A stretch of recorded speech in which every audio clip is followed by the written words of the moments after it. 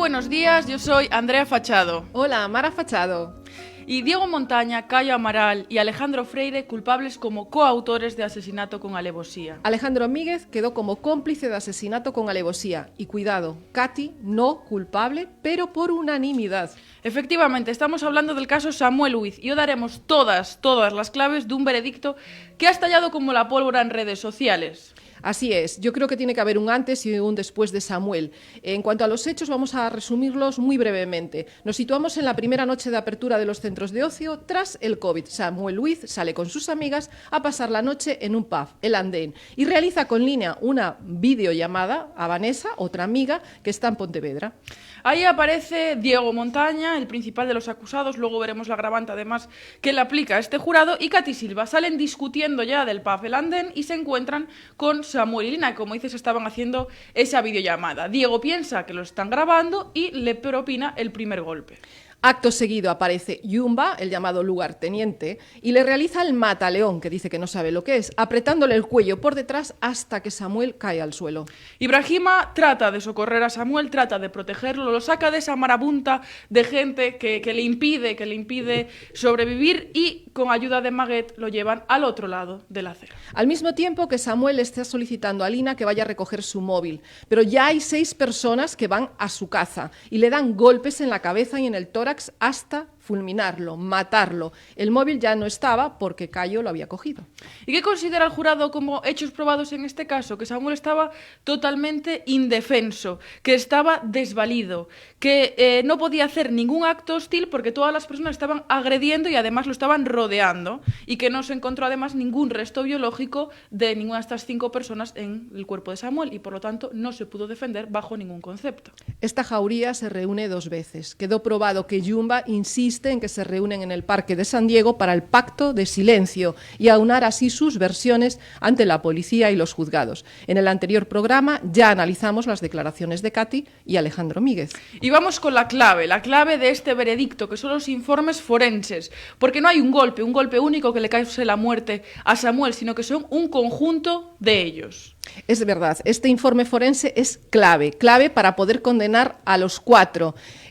Porque no encontraron un golpe único que lo matara, sino golpes que se acumularon cuando uno se recuperaba del anterior. Se acumula uno detrás de otro, y esto da la clave para la condena. Esto es lo que se conoce técnicamente como síndrome del segundo golpe. Este es el nombre técnico, se podría conocer como tercero o cuarto, porque no es que haya solamente 2, sino que hay una acumulación de ellos. No se recupera Samuel de uno cuando ya le propinan el siguiente, y por lo tanto esto es lo que le causa la muerte. Además, también tenemos que destacar que sus nudillos y antebrazos estaban limpios, por lo tanto, de Samuel no había ninguna señal de defensa. Claro, después de resaltar este informe forense y decir muy brevemente los hechos ya conocidos por todos, vamos a analizar lo realmente novedoso que hay desde nuestra última intervención, que es el veredicto. Sí, aquí lo que tenía más complicado quizá el jurado era probar el ánimo de matar, el animus necandi. Esto es importantísimo para que en este caso se le pudiera aplicar el asesinato como delito a estos coautores, como cómplices o como autores de estos hechos. ¿Qué dijo el jurado? Que efectivamente este ánimo sí se puede observar porque ellos eran conscientes de que podían matar a Samuel y aún así continuaron propinándole golpes hasta causar el fatal desenlace. Claro, un detallito solo del veredicto. El veredicto tardó en llegar, es el que más tiempo llevó a los jurados, a los miembros del jurado, en la historia de España. Se trató de dar 5 veredictos para 5 personas inculpadas, y al ser 5 tardaron muchísimo más tiempo, eran todo dentro de un mismo juicio. Sí, 115 preguntas que tuvo que responder el jurado, 5 preguntas generales, 110 en relación con los acusados y la acusada, Katy en este caso, que luego veremos y ya hemos visto que fue absuelta. Tampoco hablan de un bloque agresor, simplemente pues van calificando a cada una de estas personas, como has dicho. Claro, para informar un poquito a nuestros oyentes, digamos, ¿cómo se conforma este jurado popular? ¿Cómo se escoge a estos componentes? Pues el primer, vamos a decirlo muy someramente, porque hay muchísimo proceso, hay una ley de 1995 sí, que después hablaremos sobre ella porque es francamente antigua y se tendría que haber modernizado, pero establece una serie de pautas. Así, por resumirlas, el primero es un sorteo inicial que se hace con las personas inscritas en el censo electoral de cada provincia. Este sorteo se lleva a cabo los últimos 15 días del mes de septiembre en los años pares, por lo tanto este año se realizó este sorteo. y tiene como objetivo establecer una lista, una serie de candidatos a jurado durante los próximos 2 años. Estas listas se exponen 7 días en los ayuntamientos, no sé si alguien se entera o no, pero ahí están expuestas, para que se presenten todas las reclamaciones que se consideren necesarias y que no cumpla con los requisitos legales para ser miembro del jurado, como podría ser, por ejemplo, estar incapacitado, ser incompatible para actuar como jurado, etcétera. Y antes de cada juicio se hace un nuevo sorteo. Teníamos el sorteo inicial, ¿no?, que puede ser con cualquier persona de la provincia, por lo tanto, podría incluso estar juzgando en este juicio de Samuel alguien de Santiago o incluso alguien de Ferrol, es decir, la misma provincia, no tiene que ser la misma ciudad, y se hace este nuevo sorteo donde salen 36 candidatos que reciben una notificación. Eso es. El mismo día del juicio, los candidatos presentes que han sido elegidos, se eligen los 9 jurados definitivos, con 2 suplentes, por si le pasara algo a los anteriores, a los titulares. Durante este proceso, las partes, acusación y defensa, pueden recusarlos, hasta 4 candidatos cada uno, sin necesidad de justificación. Hablabas de los 2 suplentes, y efectivamente uno de los días se tuvo que tirar de uno de esos suplentes porque había una indisposición de uno de los miembros principales del jurado, de esos 9. En este caso de Samuel. En este caso de Samuel, sí. Entonces, son importantes también esos dos personas suplentes, muy que importantes. Están en ese caso como de reserva. Están de reserva, pero pueden entrar a jugar en cualquier momento. Eso es. Y en todos los casos de jurado, sí que para considerar un hecho probado en contra de uno de los acusados, como fue en este caso la mayoría de estos acusados, se necesitan 7 votos favorables de esos 9. También para declarar la culpabilidad, 7 votos. Sin embargo, para declararse si es favorable al acusado, con simplemente 5 son suficientes. Es muy importante que no se pueden abstener. Si lo hacen, serían sancionados y se registraría como voto favorable a la no culpabilidad. Sí, podrían ser sancionados aunque se les avisa. Se les avisa previamente de que no pueden abstenerse. Si no reciben una multa, en caso de no recibir, de seguir absteniéndose, pues entonces se considera voto favorable. Vamos a escuchar entonces el primer audio, el audio del veredicto. Y el otro encima. Cayó cuando está Jumba. Diego Montaña Marzoa, por unanimidad, coautor del hecho delictivo de delito de asesinato por concurrir la circunstancia de alevosía. A la acusada Caterín Silva Barros, por unanimidad, no culpable del hecho delictivo de delito de asesinato, ni como coautora ni como cómplice. El acusado Alejandro Freire García, por unanimidad, coautor del hecho delictivo de delito de asesinato por concurrir la circunstancia de alevosía. El acusado Caio Amaral Silva Costa, por mayoría de 7 votos, coautor del hecho delictivo de un delito de asesinato por concurrir la circunstancia de alevosía. Por unanimidad, autor del hecho delictivo de un delito de robo con violencia. Al acusado Alejandro Míguez Roca, por mayoría de 7 votos, cómplice del hecho delictivo de delito de asesinato. Claro, consecuentemente. Vale, en este caso vemos cómo nos da el veredicto el portavoz del jurado que escogen entre todos los miembros del jurado. Vamos a empezar entonces desgranando cada uno de estos acusados. Empezamos con Diego Montaña, al que la fiscal calificó como el macho alfa. El jurado considera probado, porque además tenemos aquí la nota de prensa del Tribunal Superior de Justicia de Galicia, considera probado que la agresión se inició por la orientación sexual que le atribuyó Diego Montaña a Samuel. Sí, así existe un asesinato con alevosía, más un agravante de discriminación que podría rondar los 25 años. En esta agravante nos queremos detener y en las frases que profirió Diego Montaña. Sí, durante todo el juicio se hacían preguntas sobre estas frases, estas palabras que le profiere Diego Montaña a Samuel y también sobre la ropa de Samuel.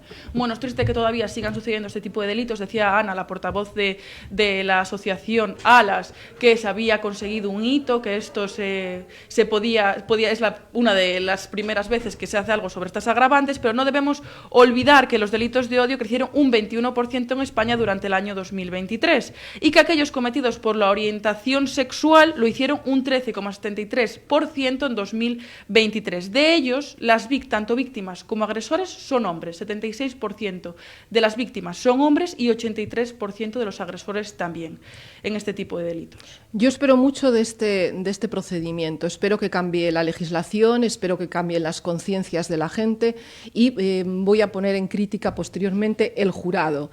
Yo soy más de técnicos, juristas y que estén como magistrados. Pero por otro lado, entrando ya sobre el tema, el jurado rechazó que Diego tuviese alteradas sus capacidades por ingesta de alcohol, por lo que no se aplicó atenuante ninguna, ¿no? Era una atenuante que quería la defensa, pero que finalmente no fue admitida. Vamos con el segundo entonces, con Alejandro Freire, conocido como Yumba y calificado por la fiscal como el lugarteniente. Reconoció algo que establecíamos al principio, con muchos probados, que coja a Samuel del cuello, lo agarra mientras los otros le están pegando, pero dijo él que en su declaración que no sabía lo que era un mataleón. Es que Montaña y Alejandro Freire, Yumba, son casi los que más fácilmente tenían la condena, ¿no? Porque ya habían reconocido realmente los hechos. Aunque no reconocían los segundos golpes, sí reconocían los primeros sin lugar a dudas. La defensa de Yumba dijo que tenía TDAH y que había ingerido alcohol y cocaína. Sin embargo, completó este relato indicando que había crecido en una familia desestructurada, intentando buscar, claro, un poquito atraer al jurado, ¿no? Dar pena entre el jurado por esa familia desestructurada, como si ellos fueran a dar una segunda oportunidad o algo por el estilo. Es que lo hecho estaba y no podían ir en contra de las pruebas y de su propio relato. Seguramente si no fuera un jurado popular, esto de la familia desestructurada no se diría. No. Sí, lo del TDAH, pero no lo de la familia No, desestructurada. el alcohol y la cocaína sí podrían ser atenuantes, pero lo demás tiene razón, no.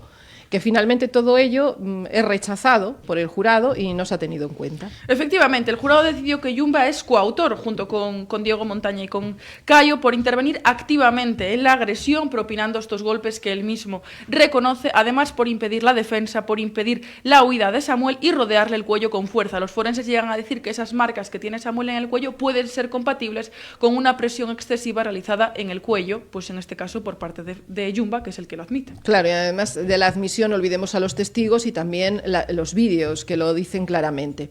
En cuanto al primero de la clase, que fue lo que dominó el Ministerio Fiscal, Cayo Amaral, el abogado lo llamó, es que esto, de verdad, chorizo y tonto. Yo no acabo de entender de estas descalificaciones de tu propio letrado, no lo acabo de entender, pero bueno.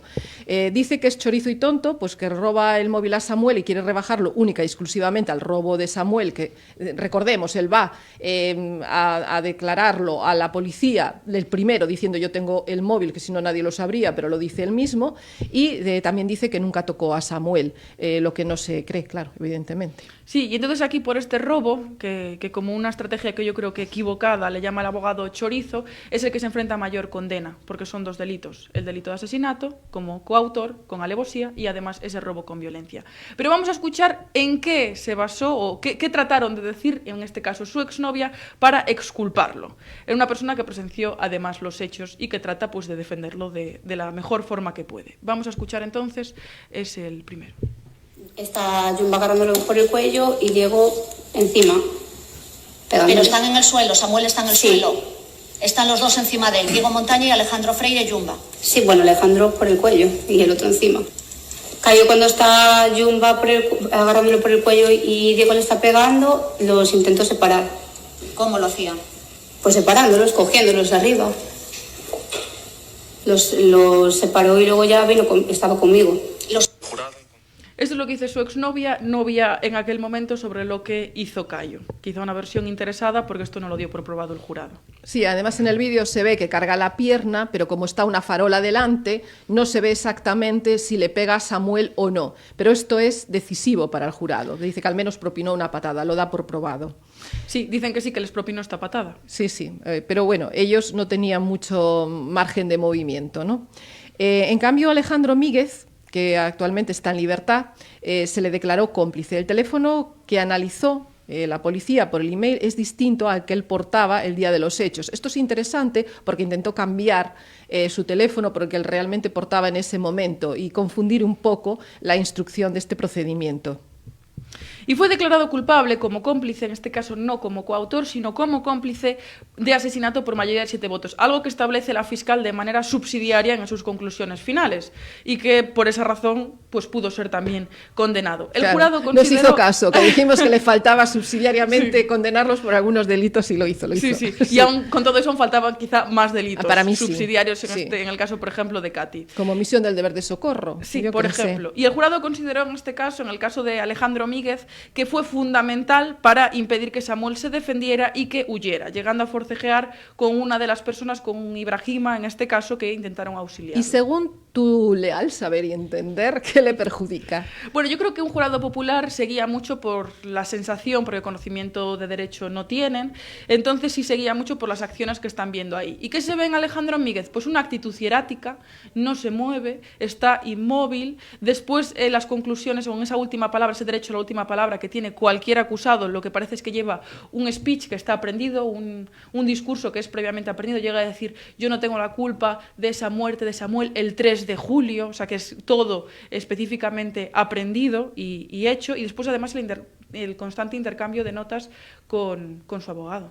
Claro, y lo que más duele en la calle es la libertad, ¿no? La libertad por unanimidad de Catherine Silva, esto es lo que más duele. Ciertamente es que ella no le tocó a Samuel en ningún momento, no hay ni testigos, ni grabaciones, no hay absolutamente nada, pero la cosa estaba en que hay testigos que contradicen la versión de Lina. Lina, que es amiga de Samuel, testificó indicando que Katy intentó evitar que ella auxiliara a Samuel. Le dijo: tú vete de aquí que no pintas nada. El problema de esta frase es que es interpretable en la intención. ¿Y quién tiene la intención? La intención la tiene Katy, no la tiene Lina. Entonces, el jurado queda por probado. El jurado sí lo da por probado. Dicen, esto sí, efectivamente, se lo dice Katy a Lina, pero no con esta intención, sino con la intención de frenar a Diego Montaña. Y se basa en unas imágenes, en ese famoso vídeo en el que ella también intenta pararlo. Es cierto, y tengo que decir que aquí, en el caso de Alejandro Míguez y Katy, eran los que lo tenían más fácil. Eran los que podían probar, además son los dos únicos en libertad, que no estaban en prisión provisional, y eran los que tenían más fácil esa exculpación. Es cierto que, en mi opinión, pensé que los dos iban a ser condenados porque un jurado popular normalmente, luego veremos los tipos de jurado, suele ser más duro. Quizá tú pensabas todo lo contrario. Todo lo contrario, para mí difería. Yo creía que iban a quedar en libertad, gracias a Dios no ha sido así en los dos casos, pero Katy es que no tenía la imputación que se le daba, esos dos delitos, a mí no me tenían cabida para ella. Y así ha sido, en realidad, así ha sido. Yo creo que la omisión del deber de socorro se le aplicaba mejor a ella, aunque por el vídeo que hay parece ser que no es así, que ella intentó separar a Montaña, entonces evidentemente... Y por la justificación que da el tribunal jurado, que dice, esa frase sí se la dijo a Lina, pero con la intención de ayudar a Samuel y apartar a Diego. Claro, pero es que a mí me da pena que Lina no pudo ayudar nunca a Samuel, ni en el momento de los golpes, ni en el juicio. Es decir, no ha sido creída lo que ella percibió cuando ella la arrancan de encima de Samuel para que le sigan golpeando. Entonces, creo que Lina no ha sido creída o no ha sido tenida en cuenta. No, es indignante. Y además, una persona que da esta versión, que no cambia de versión, que la mantiene incólume durante todo el proceso, desde el momento en el que se le pone una cámara para hablar en el 2021 sobre el asesinato de Samuel, hasta el juicio que se produce 3 años después. Sí, ella fue clara, contundente y siempre las mismas palabras, es decir, no se contradijo ni una sola vez. La verdad es que el jurado tuvo que contestar a 22 preguntas sobre Katy, no es moco de pavo, es decir, es importante. ¿Y en qué pudo beneficiarla? Pues aquí la benefició todo lo que le perjudicó a Alejandro Míguez, le benefició a ella porque ella tomó la actitud contraria. Empezó a decir que sí, que efectivamente que eso había sido una cacería. Intentó reflejar que se había producido un linchamiento en contra de ella porque se había tenido que incluso mudar de A Coruña. Sí. Recordemos además que en sus conclusiones finales la fiscal la llegó a llamar dulce niña Catherine. Evidentemente lo hizo en forma un poco sarcástica y para decir que mira, utiliza una katana y mira cómo es la dulce niña, no es tal dulce niña. Pero eso yo creo que queda en la mentalidad del jurado y puede creerse también en esa línea que era exculpada y que fue una víctima más de este procedimiento. Y el jurado en este caso está enfrente de los acusados, algo que no ve la magistrada, pero sí ven esos 9 miembros. ¿Y qué fue? Que ella, cada vez que se decía algo en contra de su persona, negaba con la cabeza o hablaba por lo bajini diciendo que eso era mentira o que no era verdad. Entonces, eso también lo pueden ver esas 9 personas y condicionarlas.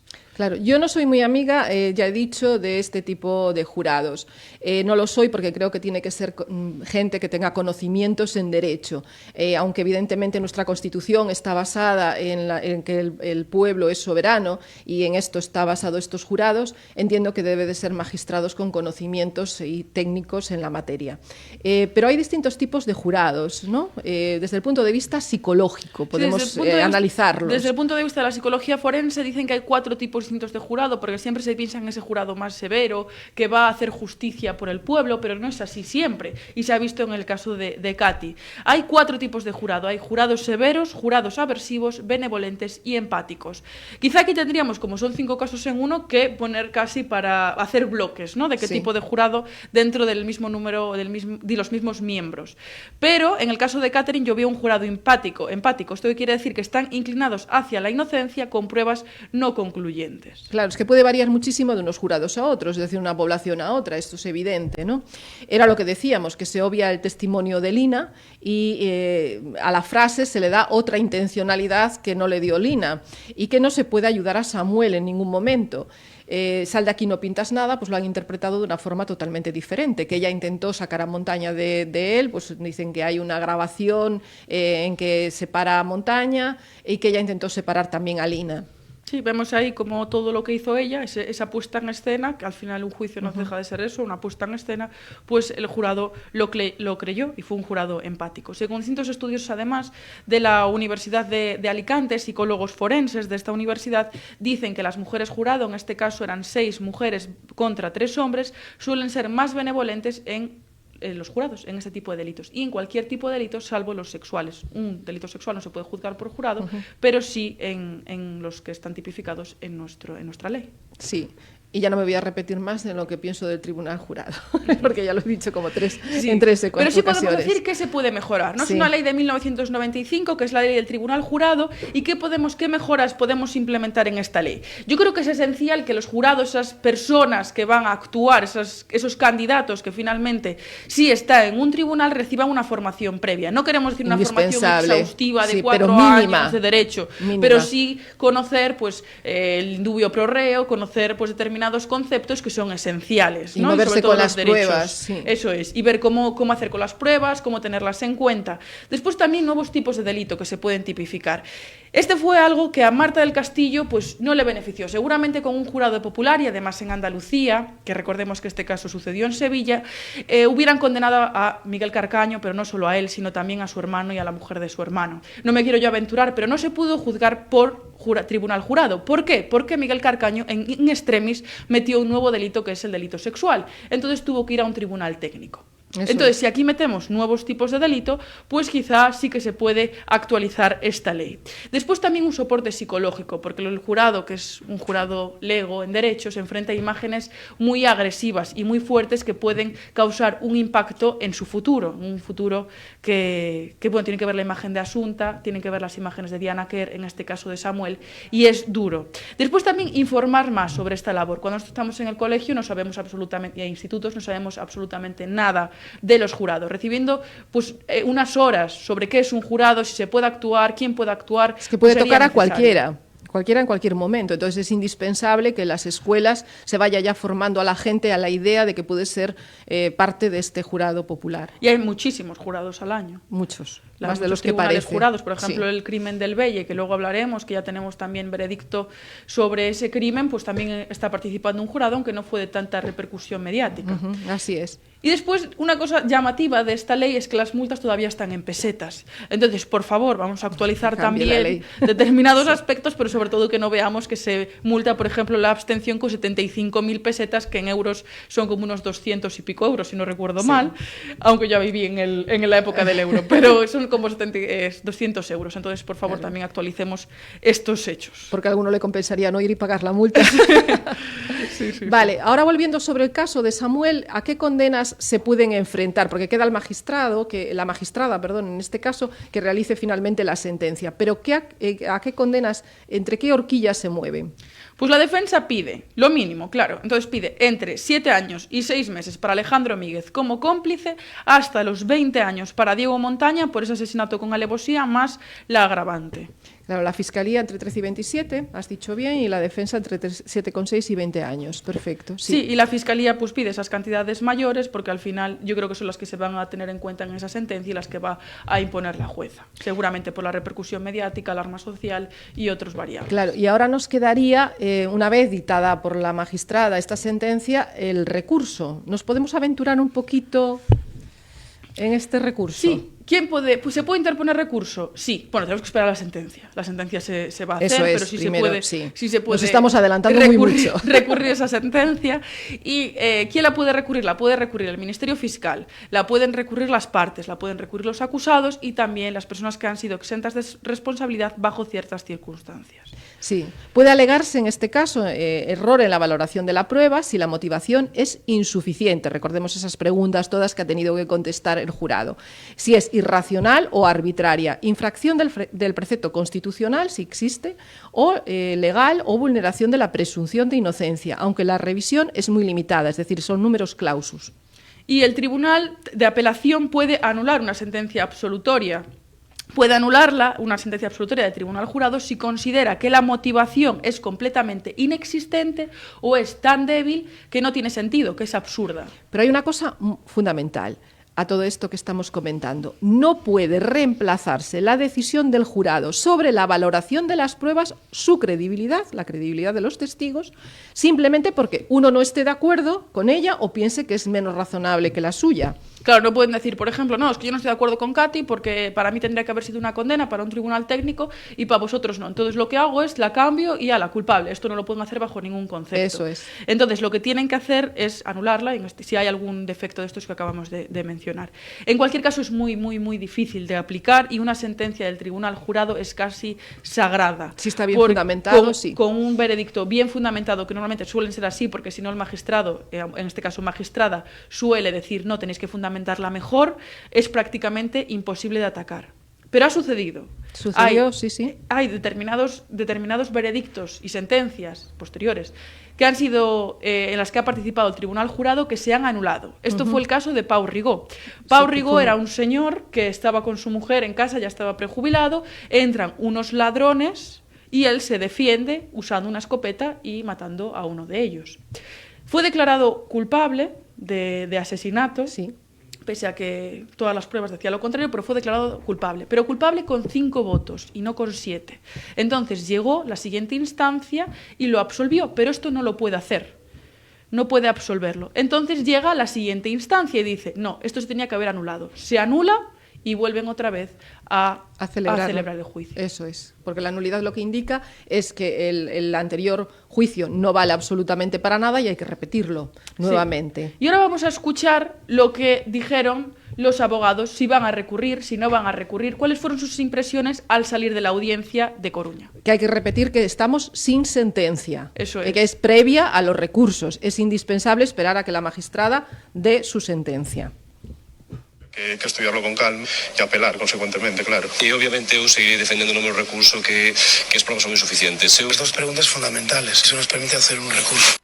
Vemos que todos han dicho, esos 3 abogados, 3 de 4 han dicho que efectivamente sí van a apelar. Eso es. Y ahora ya nos vamos a la noticia de las semanas. Vamos con las noticias de la semana, que tenemos veredictos y sentencias de casi todos los crímenes que han sucedido en Galicia en años anteriores. El primero es que la acusada del crimen de Paderne confiesa en la audiencia provincial en vivo y en directo haber matado con un raño a su marido. Sí, y el jurado declara culpable al acusado del crimen de Belle por asesinato y tentativa de asesinato, con atenuante de esquizofrenia, porque sus facultades no estaban anuladas, pero sí modificadas. Y 5 detenidos, en este caso en a Pobra do Caramiñal, por presunto tráfico de drogas. Sí, me suena. Y después también tenemos una condena a 23 años de prisión al culpable del crimen de Obirloque, José Ramón Guerreiro. Pues hasta aquí hemos llegado. Espero que nuestros oyentes estén súper contentos y bien informados. Sí, eso es. Nos vemos dentro de 2 semanas. Seguidnos en nuestras redes sociales y en las de Radio Líder. Un abrazo a todos.